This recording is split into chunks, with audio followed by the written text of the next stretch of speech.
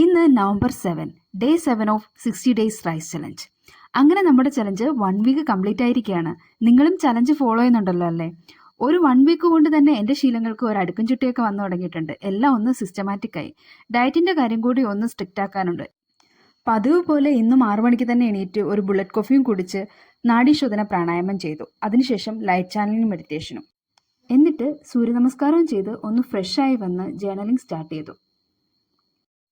ഇന്നെനിക്ക് ഏറെയോട് സംസാരിക്കാൻ ഒരുപാട് കാര്യങ്ങളുണ്ടായിരുന്നു. ഒക്കെ വിശദമായി പറഞ്ഞു. ഡേ ബൈ ഡേ ജേർണലിങ്ങിൻ്റെ ഗുണങ്ങൾ ഞാൻ കൂടുതൽ മനസ്സിലാക്കുകയാണ്. എല്ലാവരും ജേർണലിംഗ് സ്റ്റാർട്ട് ചെയ്യണം കേട്ടോ. ഇത് വളരെ എഫക്റ്റീവ് ആയിട്ടുള്ള ഒരു ടൂൾ തന്നെയാണ്. അത് കഴിഞ്ഞ് ഗോൾ കാർഡ് വായിച്ചു മാനിഫെസ്റ്റ് ചെയ്തു.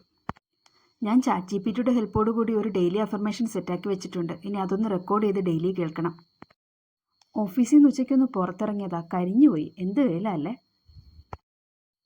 ഈവനിങ് വീട്ടിൽ വന്ന് ഫ്രഷായ ശേഷം ഷാർത്തക് അഹൂജയുടെ daily coffee and startup fund raising എന്ന ബുക്ക് വായിച്ചു. ഇത് സ്റ്റാർട്ടപ്പ് ഫൗണ്ടേഴ്സിന് വളരെ ഹെൽപ്ഫുൾ ആവുന്ന ഒരു ബുക്കാണ് കേട്ടോ.